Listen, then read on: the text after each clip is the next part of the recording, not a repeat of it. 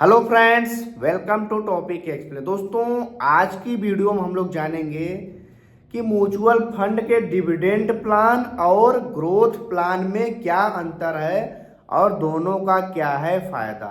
तो अगर आप म्यूचुअल फंड लेने जा रहे हैं तो डिविडेंड प्लान और ग्रोथ प्लान के बारे में सबसे पहले आपको पता होना चाहिए।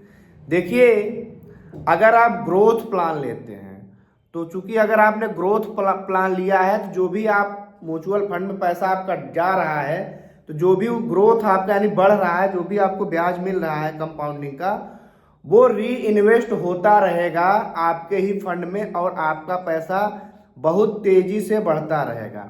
जब तक आप फंड नहीं बेचते हैं, आप भले ही एसआईपी करना बंद कर दिए लेकिन रिडीम नहीं किए, आपका पैसा लगातार बढ़ता रहेगा अगर आप ग्रोथ प्लान लेते हैं।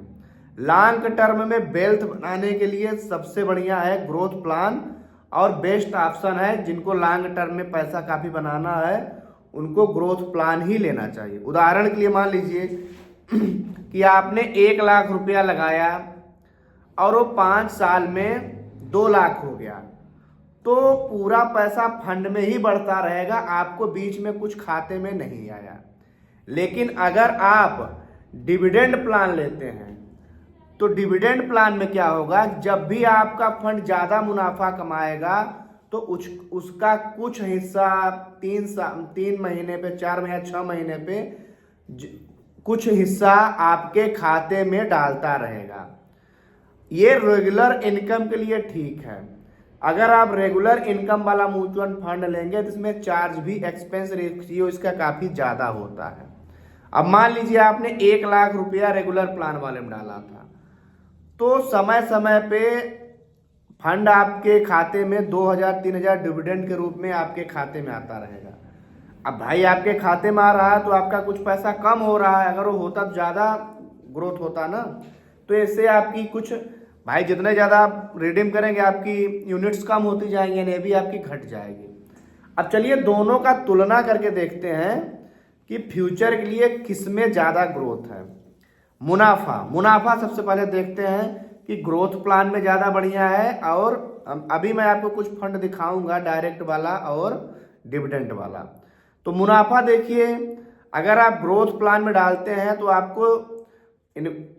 आपका जो भी फायदा होगा री इन्वेस्ट होता रहेगा और आपको बहुत तेजी से वेल्थ क्रिएट आप कर सकते हैं। डिविडेंड प्लान में आपका जो फायदा हो रहा है, ज़्यादातर फायदा आपके खाते में ही चला आ रहा है, तो आपका वेल्थ कैसे क्रिएट होगा। कंपाउंडिंग का ज़्यादा से ज़्यादा फायदा मिलेगा आपको इसमें, और इसमें डिविडेंड प्लान में आपको बचत काफ़ी कम होगी। अब टैक्सेशन की बात करें तो अगर आप ग्रोथ प्लान में है तो आप जब पूरा पैसा निकालेंगे तभी आपको टैक्स देना पड़ेगा, और डिविडेंड वाले में जब जब आपका पैसा खाते में आएगा सरकार 10%, 15% उसमें आपको टैक्स मारती रहेगी, है ना। तो आप सोचिए कितनी बार टैक्स दे रहे हैं, कौन सा चुने। अगर आपको वेल्थ बनाना है तो लॉन्ग टर्म में जाना है तो ग्रोथ वाला प्लान यानी direct plan, direct mutual fund वाला लेंगे आप। रेगुलर वाला अगर आपको लेना है तो आप रेगुलर वाला लेंगे।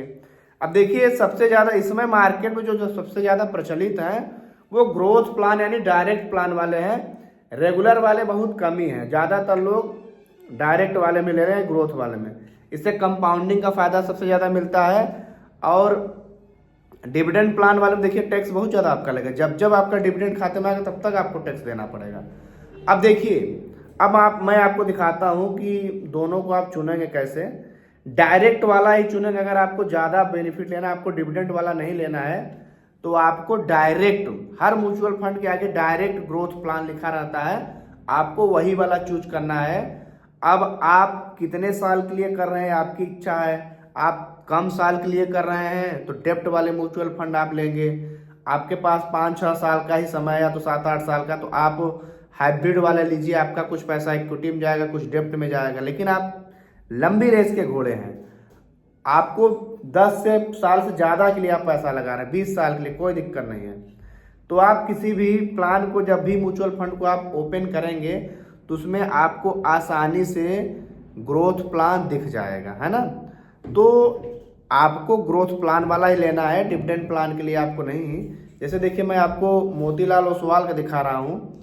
इसमें देखिए क्या लिखा है, Motilal Oswal mid cap fund direct growth, देखिए लिखा है ना। Motilal Oswal mid cap fund direct growth. तो डायरेक्ट की जगह अगर रेगुलर लिखा रहेगा तो वो म्यूचुअल यानी डिविडेंड वाला है, डायरेक्ट ग्रोथ है यानी ये ग्रोथ वाला है, इसमें डिविडेंड नहीं मिलेगा। तो आपको यही वाला लेना अगर आपको ज़्यादा रिटर्न चाहिए, तो कंपाउंडिंग का फायदा ज़्यादा लेना है तो डायरेक्ट ग्रोथ ग्रोथ वाला ही प्लान लेना है। और आपका कोई प्रश्न है तो आप हमसे पूछ सकते हैं, हम आपका जरूर कमेंट में रिप्लाई करेंगे।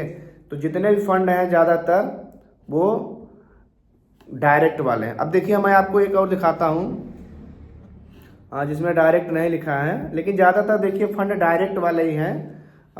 देखिए Nippon India large cap fund direct growth, इसमें देखिए डायरेक्ट ग्रोथ लिखा हुआ है। तो इस टाइप से आप डायरेक्ट ग्रोथ वाला लीजिए, और जिसमें डायरेक्ट ग्रोथ नहीं लिखा समझ लीजिए कि वो रेगुलर वाला ही है, उसका एक्सपेंस रेशियो ज़्यादा होगा।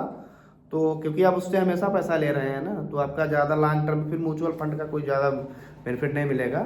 तो और आपका क्या प्रश्न है, आप हमसे कमेंट पूछ सकते हैं। मिलेंगे अगली वीडियो में, तब तक के लिए जय हिंद।